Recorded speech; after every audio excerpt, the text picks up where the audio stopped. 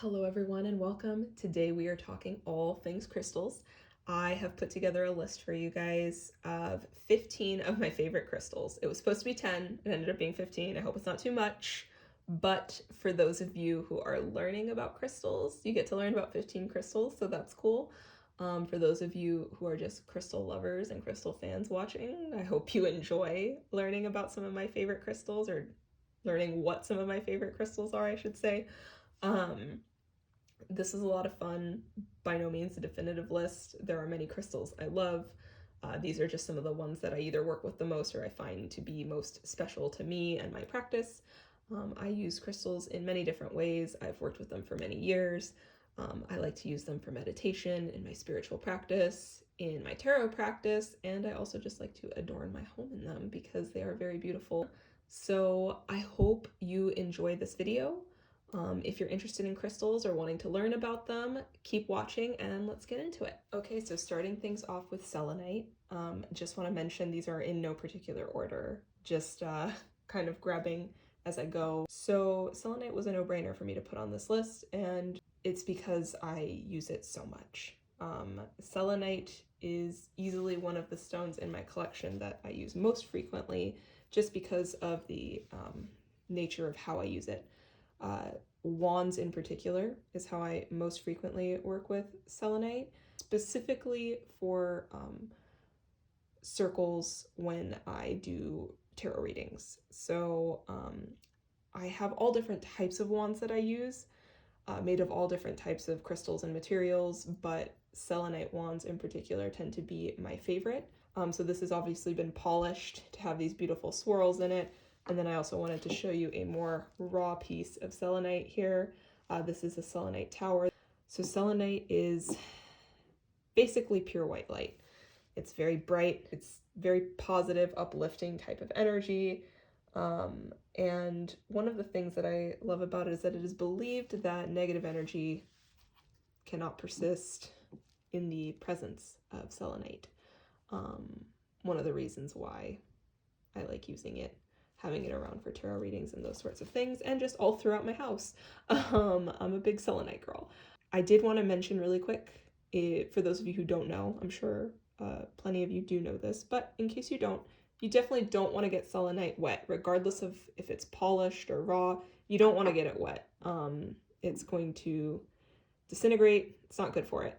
So I just wanted to mention that. But anyways, yes, this is a stone I definitely love and work with a lot. And that is selenite. Okay, so next up we have fluorite.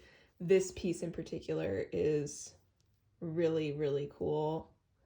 I don't know if you can really see how fantastic the colors are in this. I don't know if they're really showing up as amazing as they are in person, but this is a piece of rainbow fluorite. So it's got greens, teals, blues, purples, and you see it all banded throughout. I also wanted to show you a raw piece. So fluorite, another cool and fun fact is that it grows in an octahedral structure. So this is how this stuff grows, is in these shapes, which is just a fun fact if you are into sacred geometry at all. It's pretty amazing, all of the different shapes that exist in nature on this planet. It's pretty insane, and this is very cool to me that it grows in this way. I also want to mention really quick, we're speaking about rainbow fluorite, kind of green teal fluorites, purple fluorites. All of them have very similar energies, maybe a little bit of variance in the properties you can use them for, but these types of fluorites overall are what I'm speaking about. There is also yellow fluorite, and I can't remember if there's any other colors it comes in, or grows in, I should say. So fluorite, I would call the stone of finding your soul's path and purpose. That is the main thing that I work with this stone for, and with that, it helps you connect to your highest truth. Obviously, finding your purpose involves finding truth.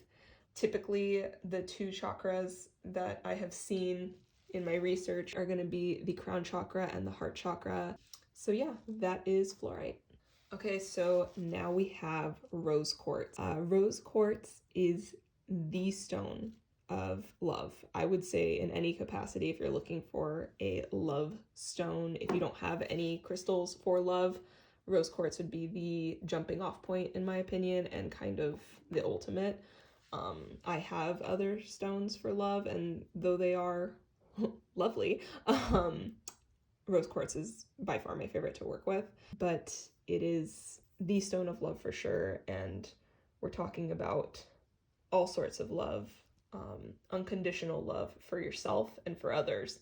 You know, we're talking about family love, love with friendships, yourself, the world, like all different kinds of love. This isn't one particular kind of love. This is all love.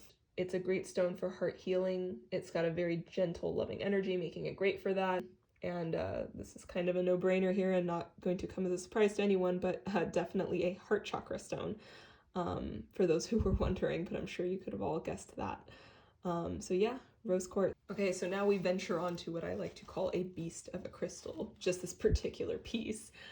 So this is Smoky Quartz. I always like to say that it looks like a castle or a kingdom or something, all the little points on it. I love Smoky Quartz for a number of reasons, which I will get into now. So Smoky Quartz is a stone of protection.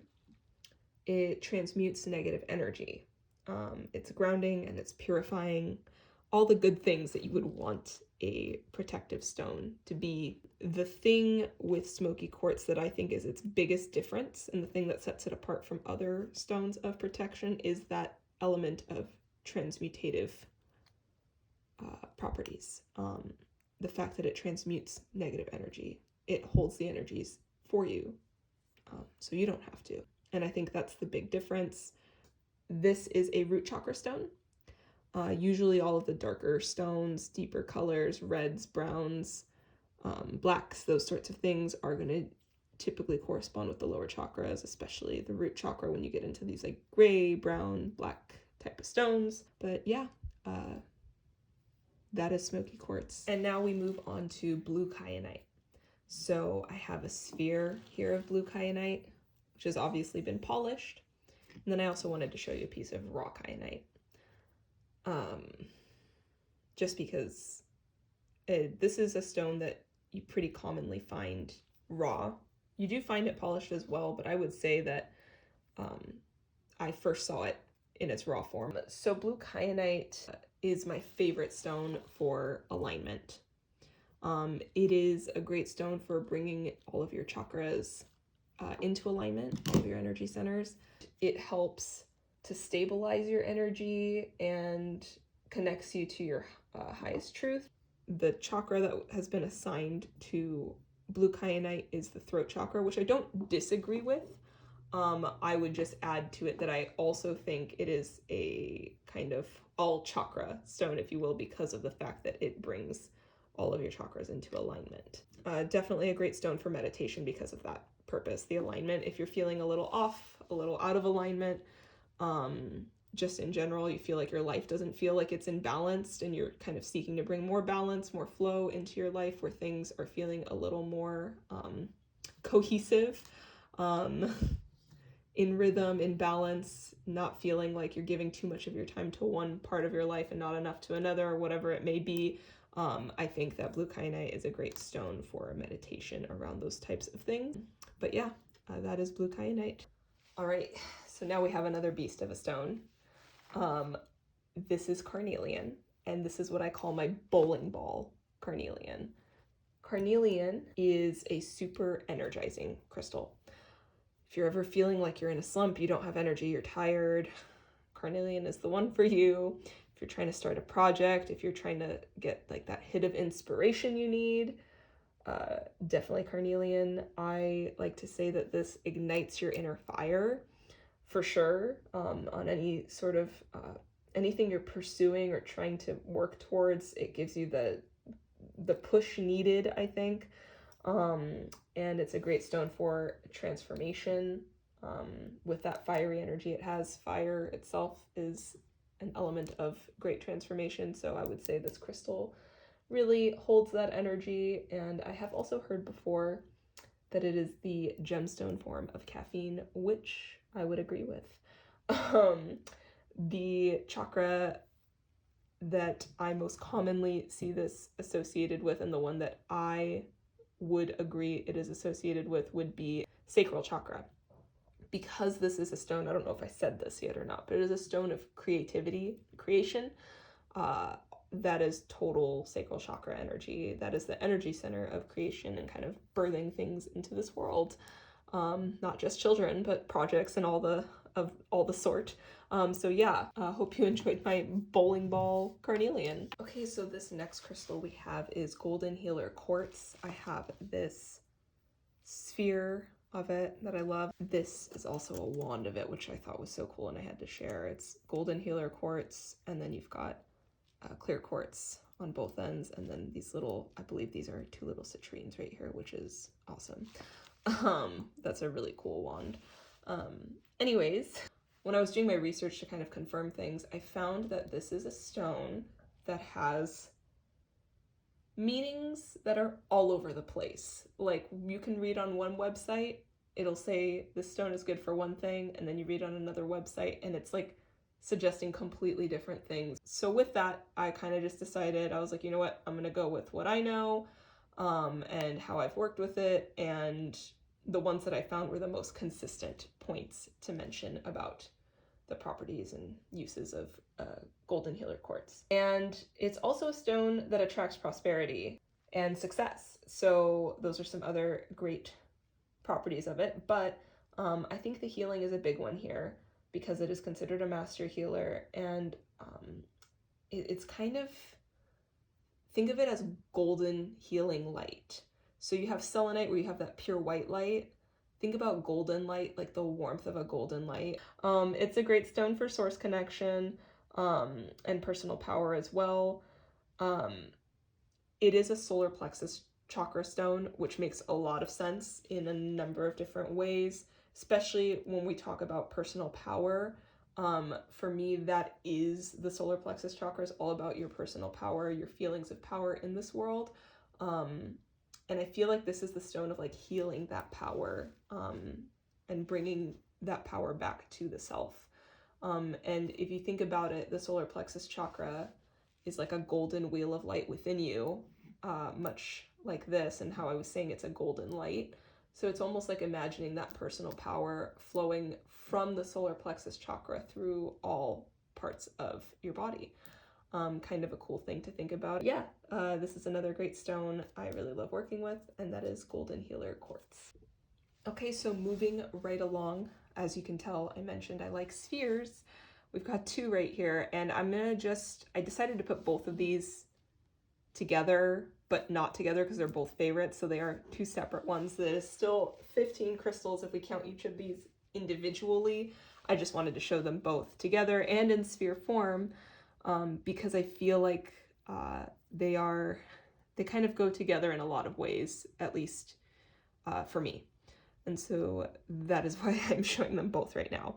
Now, the stones we have here are Labradorite and Moonstone. I'm going to talk about each of them individually and then kind of why I have them here together. This Labradorite sphere right here has some really great flashes in it, and that's what I love about Labradorite and Moonstone, is the flashes. This ring I have on actually is Moonstone, and it has some really rainbow Moonstone, so it has some really pretty flashes in it. But we're talking about Labradorite right now. So Labradorite is the stone of new beginnings. Setting the intention of new beginnings, I think Labradorite is really good for. It is like the new moonstone, in my opinion. If I am doing any sort of new moon ritual or work or anything like that, I like to work with Labradorite. It's usually the main go-to stone I have. I would start with Labradorite as like my base stone I'm working with, and then based off of whatever my intention is, I would build from there. So Labradorite being the setting of the intentions, the fact that I'm connecting to the new moon energy, working with that and calling in a new beginning of some sort for myself, and then building in other crystals relating to whatever I'm calling in for myself. Also, if you think about it, just looking at it, you have these really pretty flashes in it, but it's overall a darker stone. So with that, it brings light to the dark, kind of illuminating during that dark time that is the new moon. It's, the darkest skies are during the new moon. This brings light to that. And this stone is a third eye chakra stone, for sure. So yeah, that is Labradorite. With these two stones, you also have light and dark. You have the new moon, and Moonstone is typically corresponding to the full moon. So at the new moon, you set intentions. You set things into motion for yourself. You make plans of what you're going to do throughout that lunar cycle. And then at the full moon, you celebrate what you were able to make come to pass for yourself. And you give thanks, and you kind of bask in the light of the full moon for all that has come to pass in that cycle. So that's why I kind of wanted to share these two together, because I kind of wanted to talk about the difference there, where you have new moon and full moon, and they're just two different energies, but they definitely go together because of that. Moonstone is going to be more in touch with the divine feminine. That's not really a trait you hear for Labradorite, but with Moonstone, it is. So they are different. I just want to make that clear. Obviously, looking at them, they're different, but they are very different in terms of the properties and what they're used for. Other than the fact that they both correspond to the moon, just in different ways. Moonstone connects to the divine feminine, very much so, and it connects you to your intuition. Divine feminine energy is known as an intuitive energy, so this makes a lot of sense. It enhances your intuition for sure. It's also a very calming and soothing, kind of nurturing energy, which makes sense because the moon is like the mother. It's very nurturing. So this stone kind of corresponds with all of those qualities that we know to be like the classical qualities of the moon. Now with Labradorite, I said it's for sure a third eye chakra stone. With Moonstone, I found different things when I was reading, but overall you see it kind of corresponding to the upper chakras in general. So throat, third eye, and crown. So anyways, yeah, both of these kind of relate to the cyclical energies of the moon, and they're both very lunar energies, so that's kind of why I wanted to share them together. And I hope that made sense to all of you. But yeah, that is Labradorite and Moonstone. So now moving on to Ocean Jasper. This stone is the happiness stone. That's how it's known. It's very uplifting. It lifts your spirits if you're feeling down. You want to call in a little more happiness or joy into your life. Ocean Jasper is a great one for that. I have two pieces here. They're both, I guess technically you could call this a palm stone. It looks like a little egg to me. I remember when I got this, I was calling it a dragon egg. Looks like a dragon egg to me, and I'm gonna keep calling it that. This is for sure a palm stone. This one even has, I don't know if you can see it right here, but in this little pocket it has like little drusies, which is super pretty. So the reason why this for me is a favorite stone goes beyond the fact that it's just a happiness stone. The stone reminds me of home, and it connects me to that energy. Has the ocean element to it, which connects me to home as well. It's a personal thing, aside from the fact that, you know, I love home and I love where I live, and that makes me happy, and the stone is very like uplifting and happy. When I see this stone, it just reminds me of home. So that's kind of a personal thing. And I wanted to mention that because some stones, though they have like properties or meanings, they mean different things to different people based off of, you know, experiences or things that happen in your life that maybe that stone is a part of. And this stone is not the stone of the home, but for me, in a way it is, just because of the associations I've personally had with it and the connection I have with it. As for the chakra, this is a heart chakra stone. I saw, again, the chakra correspondences is one of those things that, you know, you see a lot of differing opinions on the internet. The other one I could see for this is the solar plexus chakra. There is that solar energy to the solar plexus, and the sun, in my mind, I associate with happiness, so makes sense the solar plexus chakra as well. But I saw it relating to other chakras, but those are the ones that I would assign it to. So yeah, that's Ocean Jasper. And moving right along, now we have here clear quartz. So clear quartz is one of those ones where when I was putting together this list, it wasn't like oh, that's a favorite crystal of mine, but when I looked around my house, I was like, I have kind of a lot of clear quartz, and I feel like I do kind of use it a lot. And it has a lot of different ways you can use it. It's just a very multi-purpose stone, so I was like, I guess that is definitely like a favorite in its own ways. But anyways, clear quartz is the master magnifier.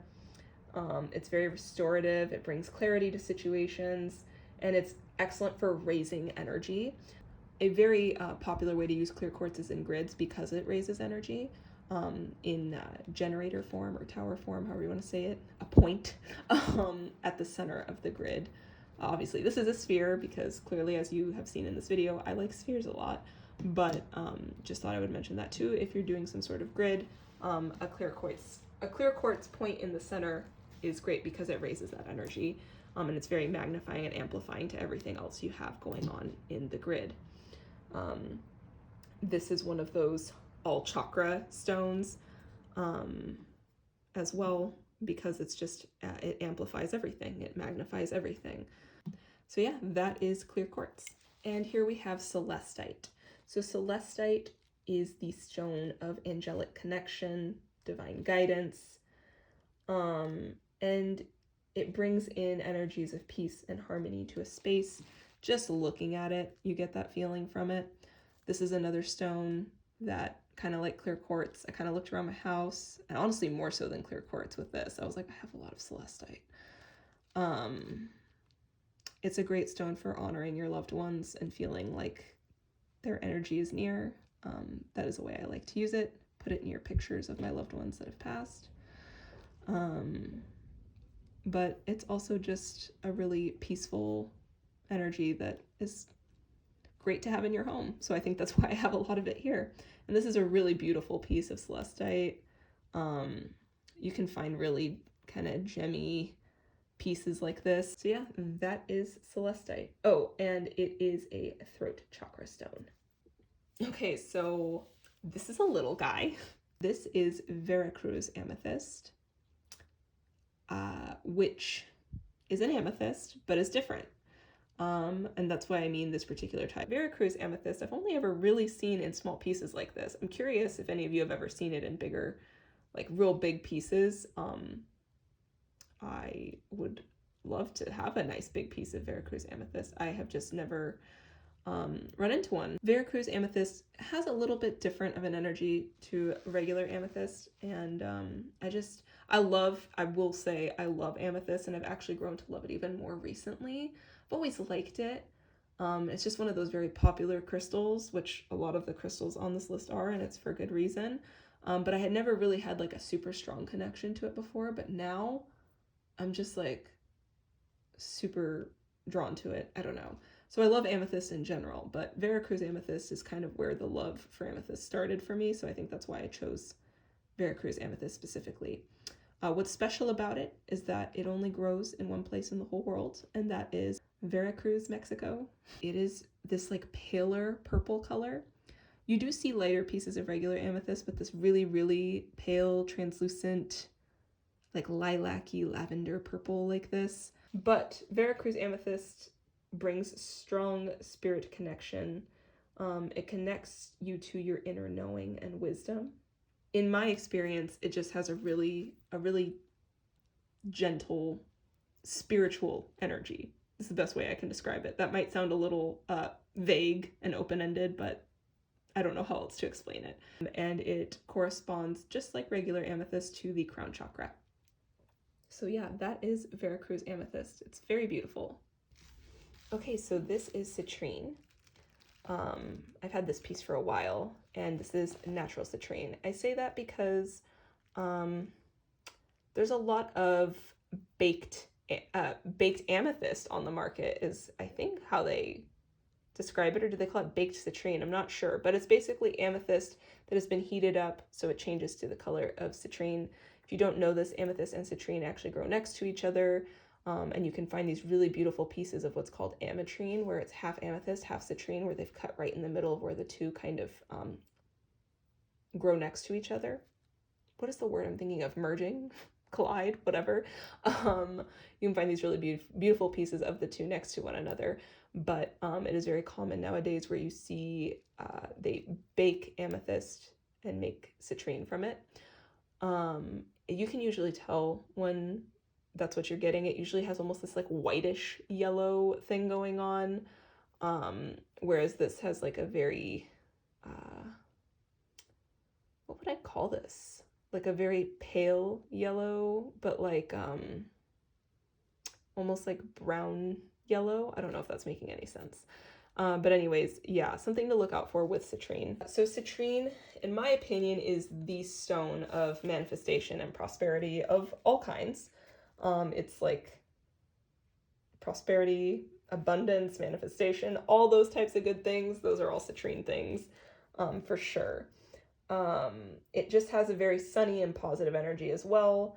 I really love citrine. It was one of the first crystals. It might be the first type of crystal I bought myself. Wasn't this one in particular, but I'm pretty sure it was like one of the first crystals I ever bought for myself. And it corresponds to the solar plexus chakra. Makes a lot of sense to me, even just looking at the color. Once you learn the colors that correspond with the chakras, it's usually pretty easy to figure out what crystals are going to correspond to those chakras. But yeah, that is citrine. And last but not least, we come to the final crystal in this list that is not in order, but the final one in this list, which is blue calcite. So blue calcite is very calming and soothing. It's very gentle and tranquil, and it brings a lot of harmony and peace and those sorts of things. Similar energy to Celestite, but not so much the angelic type of thing you get with Celestite. It's just more of like a peace and calming type of stone. It's super soothing. It's a good one to have like in your bedroom. I personally find it to be a good stone for sleep. And a lot of people say it's actually good for dream recall. So another one that if you're into recalling your dreams or anything like that, this is definitely a good one for that. Looking into what people like to assign in terms of chakra for this stone, I saw throat and third eye, and I agree. I would say, looking at it, I would say throat, but thinking about the properties of it, and especially that dream recall element, I would say third eye as well. So yeah, that is blue calcite. All right, everyone, so that concludes this video. For those of you who are just starting to learn about crystals, I hope you found it to be informative and helpful. And for those of you who are just crystal lovers, I hope it was fun to just watch someone talk about some of their favorite crystals. I would love to know what some of your favorite crystals are. If you want to comment down below some of your favorites, that way we can all kind of maybe learn about some new crystals from one another, or maybe it'll spark an idea to work with a crystal you've heard of but never thought to work with. So yeah, I hope you found this video to be helpful. Thank you all so much again for watching. If you're interested, go ahead and subscribe to my channel. I post videos around spirituality and tarot. And until next time, take care and be well. Bye.